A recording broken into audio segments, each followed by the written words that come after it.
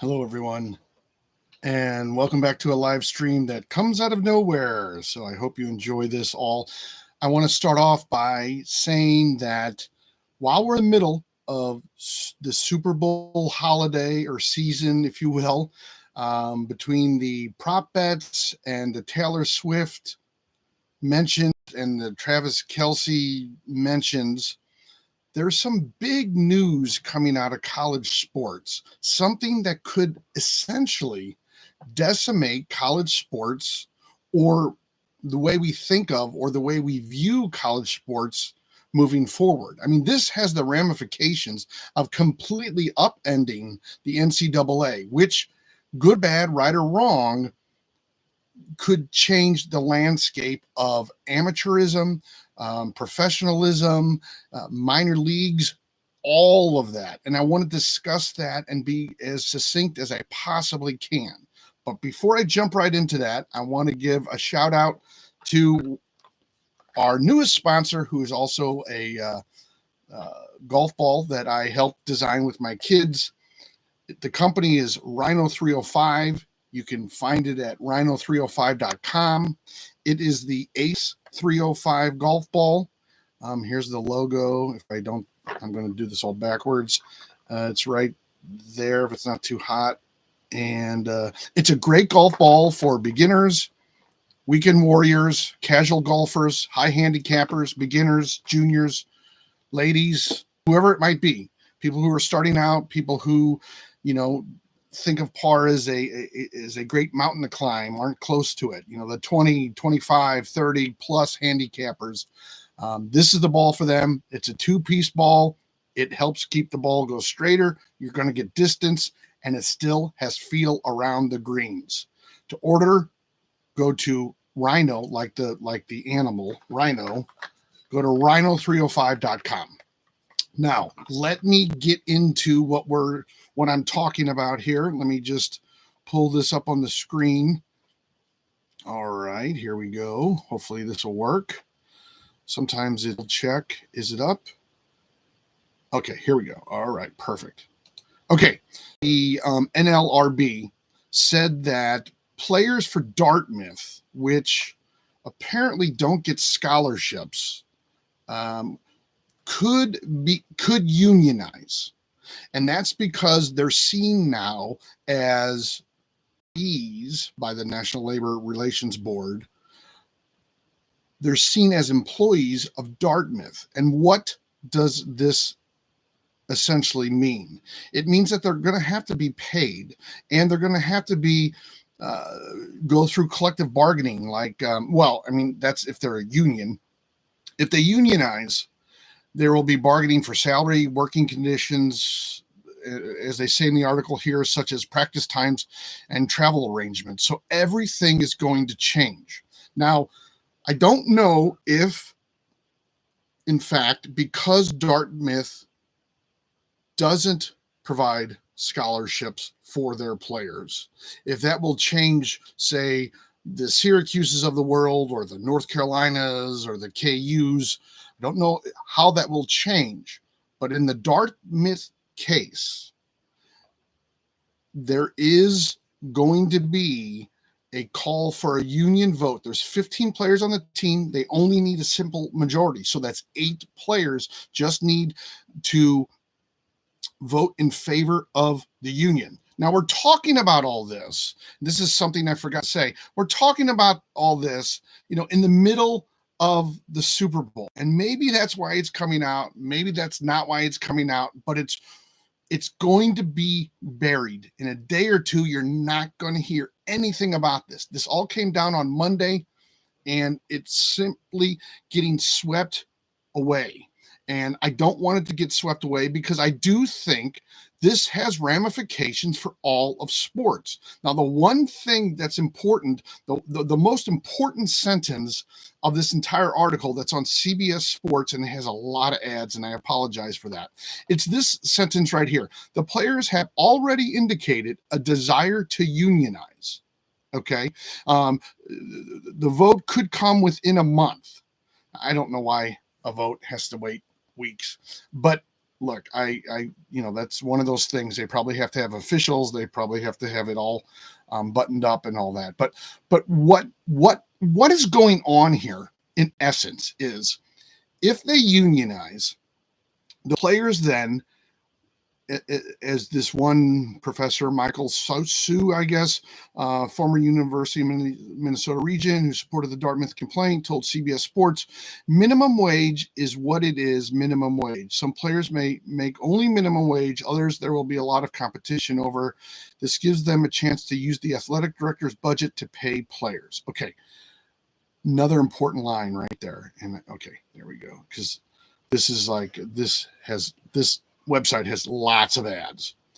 And the important part of this right now, okay, is the fact that it's the athletic director's budget to pay these players. If in fact they unionize, collective bargaining, all of those kinds of things. And here's why that's significant. Okay. Rather than the NIL, which oftentimes boosters, or other organizations, or it's advertisement deals from local or even national companies, whatever it might be, from, I'm just making these up, McDonald's to some local pizza place, or, some car dealership in the area. A lot of those are the NIL deals. This changes everything because it comes out of the college's budget, whether it's the athletic department or it gets turned into some other special budgetary item. It's going to be taken out of those budgets. And then you're going to have schools say, are all of these sports necessary? Because what in essence is going to happen, what I think this will lead to, is every player wanting to be compensated to play sports in college. Now, I might be way off on this. Okay. Maybe that, fifth ranked in their conference country or cross country team, maybe those runners just aren't going to get paid and they're going to try to have a cross country team. Okay. But the major sports, football, basketball, and let me just preface this by saying men's football and basketball will probably be the first two to move this forward. Okay. What this is going to do is put pressure on the schools to make a decision on, like, everything. And what I mean by that is, do they want those sports, or that sport in this case, that basketball team? Do they want the basketball team anymore? Because if they do, they're going to have to pay them. And how much are they going to pay them? And where is that money going to come from? I can't imagine that Dartmouth's basketball team generates a great deal of money. Now, it probably generates a good amount. There's no doubt about it. And they probably get sponsorships from local businesses, alumni, all of those kinds of things for TV and radio production. However, when you're talking about paying 15 people a salary, in essence, and giving them benefits, because that's what ultimately this would have to do, because they're joining a union, where does that money come from? Okay. And let's go beyond what this article, okay, this is set up, this whole thing was set up by the Northwestern football players. And they rejected a unionization attempt by Northwestern. The NLRB rejected the unionization attempt by Northwestern football players on the grounds that only some of the school's athletes on campus would be able to unionize. Okay. In this case, Sue has also filed grievances covering all of the Big Green Athletics. Sue found what is pushes of federal law. Okay. The NCAA is already trying to get to Congress when it comes to NIL, saying that these athletes are not employees. The NCAA knows, this is sort of their admittance, that once you cross that threshold of going from an NIL, so the players getting paid from whatever means necessary, whether it's a booster, an advertiser, a grateful alum, some other setup. Maybe their father owns a dealership. I don't know. Okay. Getting past that, which is just basically creator, the way I look at it is it's kind of like internet creator money. All right. It's not your traditional way to make a living. It's not your traditional way to make money. It's they sort of sponsor that player, these outside entities. Okay. A lot of times they're booster groups and things like that. They're these outside entities that pool their money or just have lots of money if it's one person who's a very rich booster. But the NCAA is admitting here, in my estimation, okay, is admitting that they know once these players become employees or labeled employees, as it says here in the article, that's going to change everything. And that's what they're afraid of. They know that being labeled employees will probably be the ultimate downfall of the NCAA. Now, in this article, it talks about what the NCAA, it will force a response and they'll have to do all these things. Let me tell you this right now. The NCAA does not want a union vote, does not want to see athletes as employees, because it then, as I keep saying, it's a budget item. It comes from the university in some capacity. Now, maybe they set it up that it's some booster pool, okay, that they can get, but then they pay these players. And see, this thing keeps jumping because it keeps adding and subtracting ads. But that pool used to be for, the pad their pockets to, upgrade their gyms or their workout facilities and things like that. Now it's going to be just to keep up with the players that they're used to having. Okay. And the way I look at it,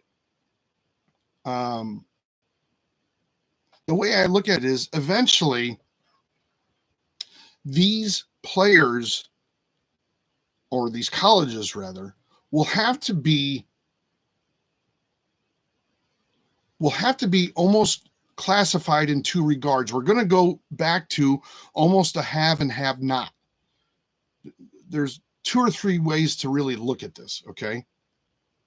If the players begin to be classified as employees, the colleges have the option of paying them as employees or theoretically not paying them and making it some sort of club/volunteer sport in essence. All right. Now, the NCAA could say, we're not going to pay any players. We're not going to make them professionals. They're going to stay amateurs and not get paid. What's going to happen is the talent then. All right. You got to think about the talent. If the NCAA forces this into, we're not going to pay people, and somehow this NIL goes away because Congress believes that they should be employees, I don't see that happening for a while, but it could eventually come to be a vote in Congress for these college athletes. But what would happen is, and here's another key element here, just real quick. The emergence of NIL collectives has created a sort of awkward compensation system as those organizations try to lure players to their favorite schools. The Dartmouth situation would eliminate collectives if implemented nationally, as the schools would be the employer. Okay. So everything that we know about NCAA sports is up in the air right now because of this ruling. Okay. And let me just take a step back. If the NIL stays as is, schools will be able to make sure that their players are compensated through these NIL collectives where people donate money, where they get advertisers, all these kinds of things. Okay. If this is taken away, and the colleges are forced to pay the players as employees, this is going to create, well, in some instances, it's going to be great for this new UFL, the United Football League. It's going to be great for the G League, because in essence, what's going to happen is players are going to then go to the G League or go to the UFL and get paid, because the NCAA, if they're still in power, if they have power after all of this, will probably come back to, we don't want them to be employees. We want them to be volunteers. We want this to be a club team, however they disguise it, because they know ultimately that these colleges make money with the big money sports, the basketball and the football, especially the football.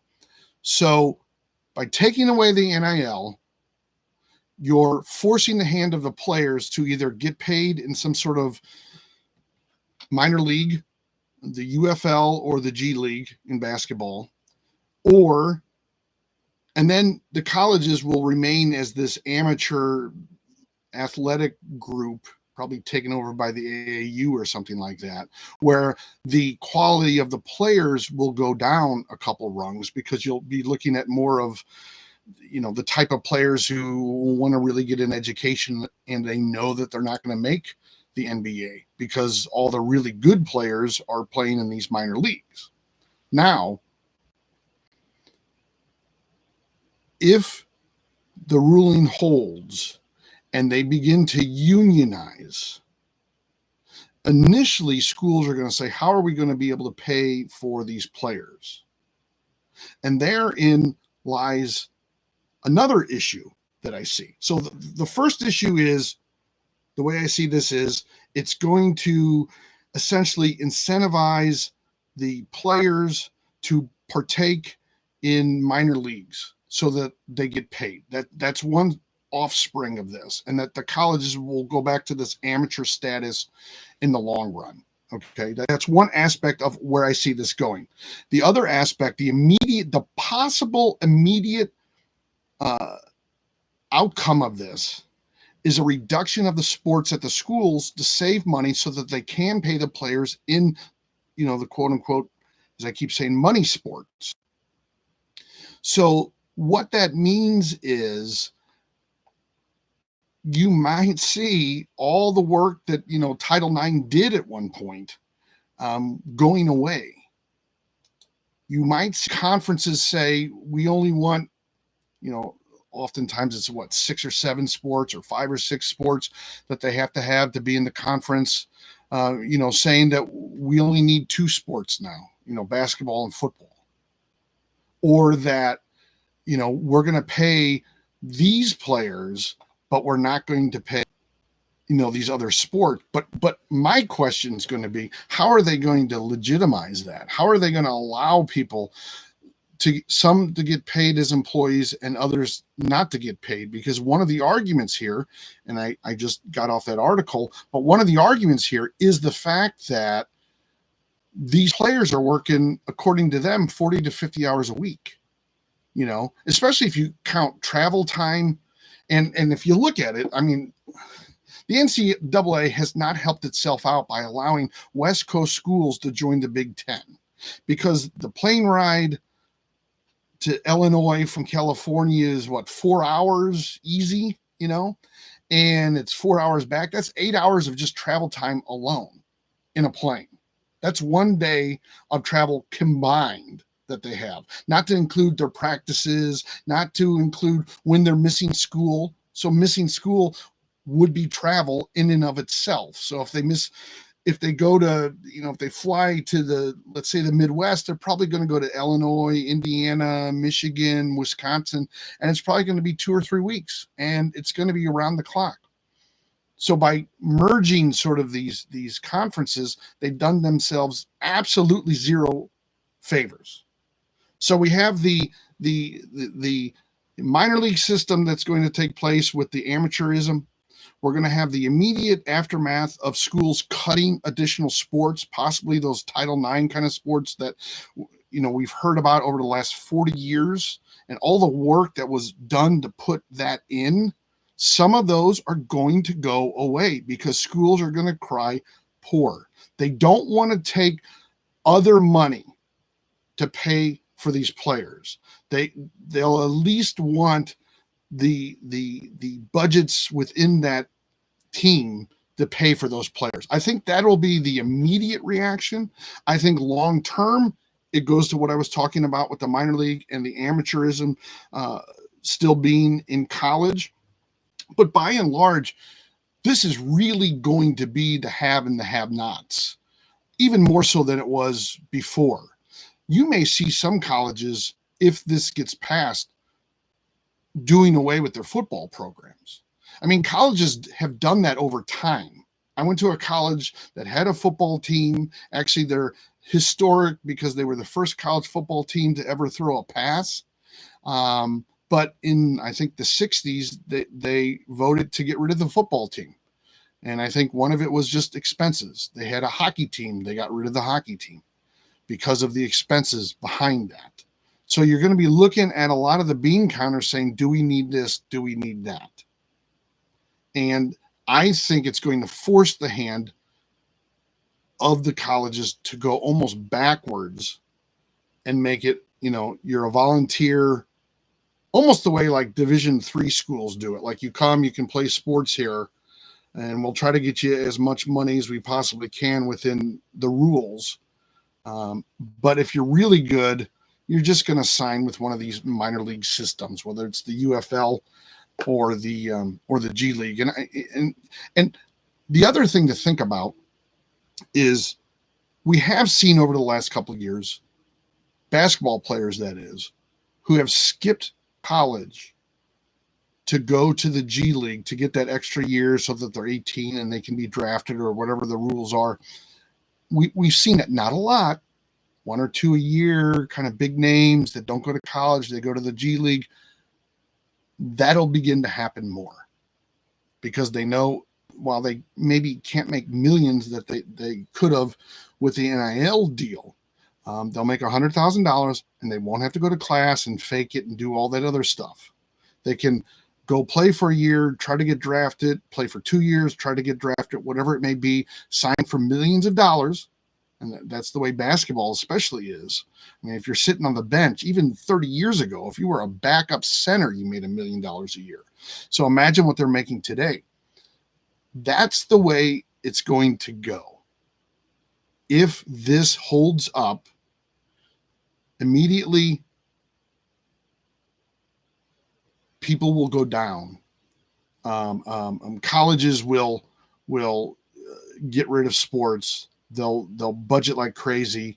They may even get rid of football. They might get rid of basketball, those kinds of things. Or they're going to, the whole Title IX situation is going to completely change because colleges are going to say, if I have to pay my football team, I don't have money for women's tennis anymore. I don't have money for tennis, period. So they're going to have to be economical with how they cut the sports. So you're going to see a lot of college sports probably go away if this holds up. Now, I'm not saying that the sky is falling. Ultimately, again, where I see all this going is it's going to go to a minor league system, and colleges will be that third or fourth tier for these athletes. The minor league system will be where they want to go, where the best athletes go. And then the people that were going to like Division II, Division III schools, probably Division II, will go to the colleges. And you'll see it more that way. They're not necessarily going to get the Justin Tatums for 1 year at Duke. They're not going to have that. He's going to, a player like that will go to the minor league system, the G League, get paid, and then get out. Because if they're just making minimum wage, what is that, $50,000, $60,000 a year? Maybe. I mean, if they make a little bit more, I don't have all the figures, but what is minimum wage now? $10 or $15 an hour? That's $400 a week. Let's just say $400 a week time. That's $20,000, $25,000 a year. They're not going to want to get paid that rather than the NIL, because the NIL, they can make more money, but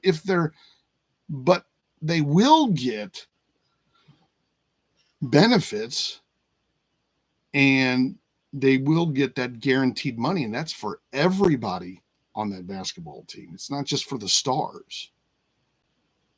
That's the way I see it. I do think if it holds up, if they unionize and this starts to be more than just Dartmouth, it will be the end of the NCAA, possibly the way we see it right now. It may still have the name, but it'll be a different type of NCAA. It won't be billions of dollars because they won't be able to attract it anymore. Now, they'll get it from the alumni. If Michigan plays Ohio State with what would have been Division II players 20 years from now, people are still going to go to that game because it still means something to them. I mean, it's not like everybody on that field is going to make the NFL. They know that. Maybe 10 people from that game, 5 from each side, might make the NFL, or at least make it for, more than one training camp. So it will, if it holds, if it grows, it will lead to a minor league system, which I think is great. I think that's the way it should be. I mean, the way that the old system was with these players not getting paid, but some people got paid under the table. And you hear all these stories now. Charles Barkley said, I believe, he said something along the lines of, even when he was getting recruited, 30 years ago or whatever it was, there was money offers going around. I'm not going to say that he said that he took any. I can't remember the exact quote, but he alluded to the fact that there was money there. And it's been going around. It's just now more out in the open. And the NIL isn't going to save everything because the NCAA, as I pointed out, does not want these players ruled as employees, which in fact they are. If they're not employees, then what are they? That's my question. What are they? They represent the school. The janitor represents the school. If you go to Kansas, the University of Kansas, I'm sure on the truck he drives around, on the uniform that he has, it says KU someplace. Basketball player, football player has KU on their jersey, KU on their helmet. They work 40 hours a week, according to the Dartmouth team, even more. So they are employees of the university. Now, I know the NCAA doesn't want that, and they don't want that because they know that it's ultimately the end of the NCAA. It's the end of college sports. It's the end of some of their jobs. Not saying they're going to get fired, but just saying the money's going to start going away. They're going to lose that pool of money that they get.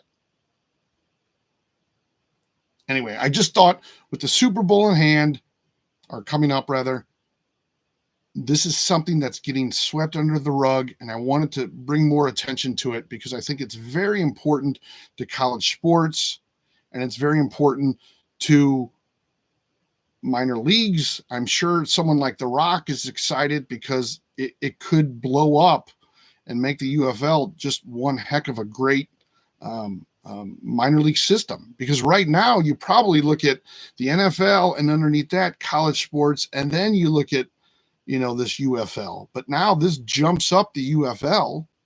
This jumps it up. It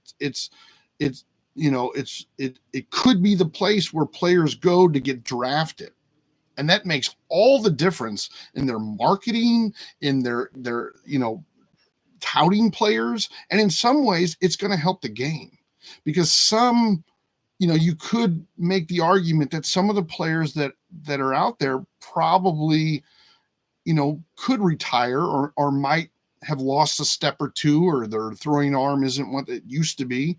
They bring in some, what would have been a 5-star recruit to college, but they bring him in to be their starting quarterback for a year or two, and boom, it changes everything. Now, they're not going to be long-term solutions to anything. You're going to have to recruit just like you do in college, but it's going to make the football, or in the G League's case, the basketball on the floor better because you're getting better players on a regular basis.